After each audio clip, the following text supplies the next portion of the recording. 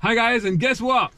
Issue 6 of GoClassics is out. I'm really excited because why? Because as usual, my column is in there. I am the media editor for this and I do the videos for them, but I also have a column in here as well.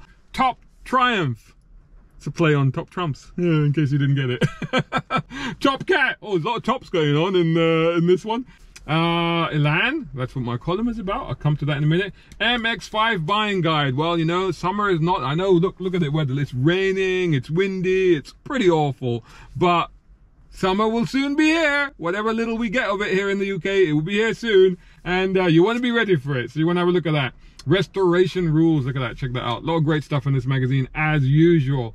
Bit of bad news. Famous Morris Minor specialist falls, that's a bit of a shame. End of an era for Lotus with all the Elise, Exige, Aurora all now finished. So a little bit of bad news to start with, but good news. Radford is a new car that's happening. Maserati is now doing certification as well, so that's interesting. Details of collectible Scalextric car for Coventry. This is the Jaguar XJS Touring, which is kind of cool. Check it out. By the way, if you want a copy, head over to goclassics.co.uk and you can download the digital version, read it on your phone and your tablet or iPad, whatever, straight away. Or in major WH Smiths, you can get it, or just subscribe to it and you get it by mail. And if you want a physical copy, that's probably the best way. Coverage of the NEC, we of course did a video of that as well, which you can find on this channel, and met some great people and did some great interviews there as well. That was a lot of fun. The usual guide to how to get into classics. And then here it is, it's my column. There you go. And this one is an epiphany in an Elan, and it harks back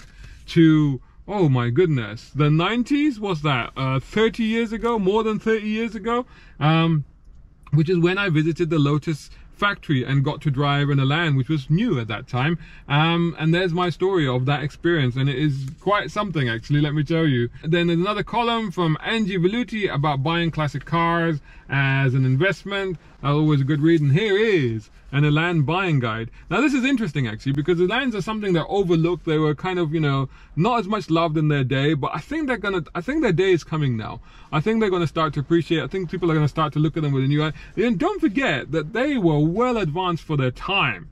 Not only in terms of the build, but and stuff, but the engineering, the dynamic excellence of the car. I mean, they were highly regarded as the best front-wheel drive handling car ever until that point. Simeon Cattle's column, and this one is all about old fluids and how they can kill classics. Oh dear, so that's a bit of a warning piece, you better check that out. Covers a bit about oils and stuff like that, and oils that you can get especially designed for your classics, so that's quite useful as well. Picking the perfect project, special feature. A Jaguar Mark II, look at that. You want to be a bad boy, you either want to be a cop or you want to be a bad boy. That's it. You're either a good guy or you're a bad guy. There's no in between with this car. There's, you know, it's either cops and robbers. That's what this car is. And if you're one of those, then you might want to get them. It's still as cool as ever. Worst models, best models, prices, etc., etc. What to look out for. All of that stuff is in here.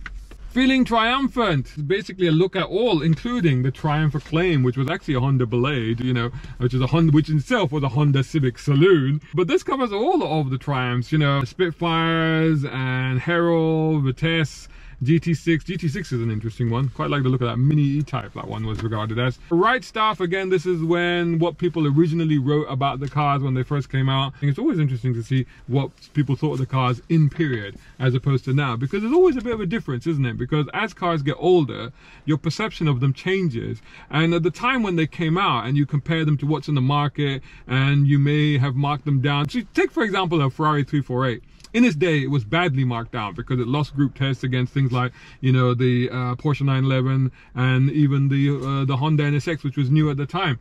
But look at it today, and it's a completely different proposition, because all of a sudden now it's an attractive thing. And who cares if it was dynamically inferior to those cars, because now so many years have passed that actually you will allow for that anyway in that sort of car. Similarly with the Ford Capri, the UK's Mustang, as that car was known.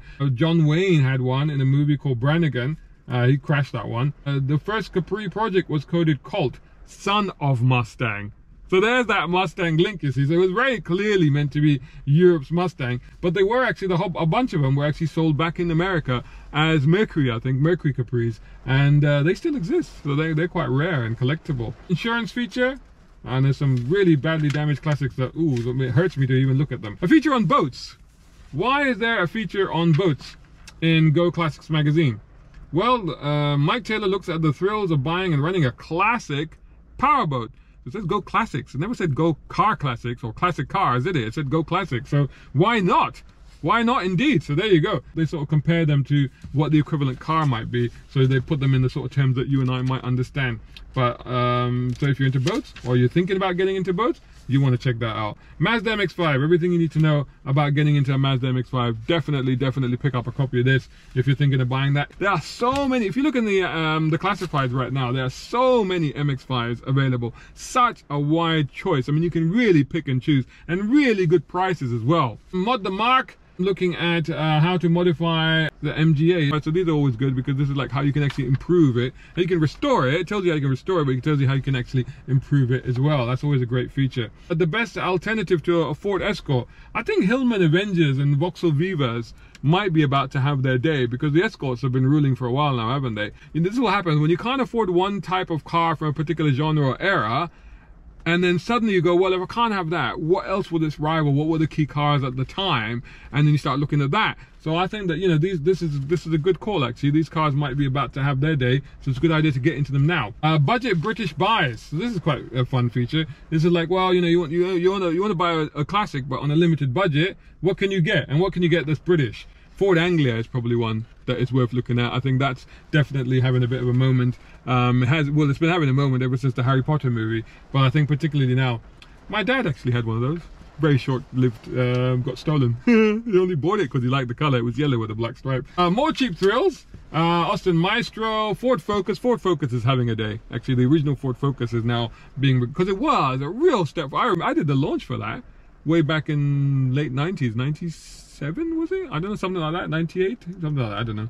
It was way ahead of its time. Deservedly getting recognized for that. Lots of other cars in there, MGs, Rovers, the Rover 2213, which again was a Honda Civic, but actually had a Rover, one of the models actually had a Rover engine in them. Man Cave. How to make the ultimate man. This is a cool feature. You got a bit of money, you bought a bit of space to make a man cave. You definitely want to read this one. This is really cool. I like that. Alex Isigonis' Maxi. Some more great columns here about insurance and stuff like that. Issue 6, available now. Get it at goclassics.co.uk. Subscribe so you get it in the post, no problem at all. Or just go and download it and read it straight away on your iPhone, tablet, whatever. Hope you enjoyed that. Catch you again soon in the next video. A big shout out and thanks to Jay Williams over at Air Technic, who are top tier sponsors of Brown Car Guy. Check them out at Air Technic Co UK for exhausts, brakes, suspension and body kits. Plus our other major sponsor, Nayagen Solutions. Much appreciation also to tier 4 sponsors, Muhammad Ali Humaid, Tom Conway Gordon and Reza Adil. And of course all these other guys who supporting on Patreon. Brown Car Guy is eternally grateful. Hey, think about joining them over at patreon.com Brown Car Guy. If you can't, don't worry. Just make sure you're subscribing to the YouTube channel and website.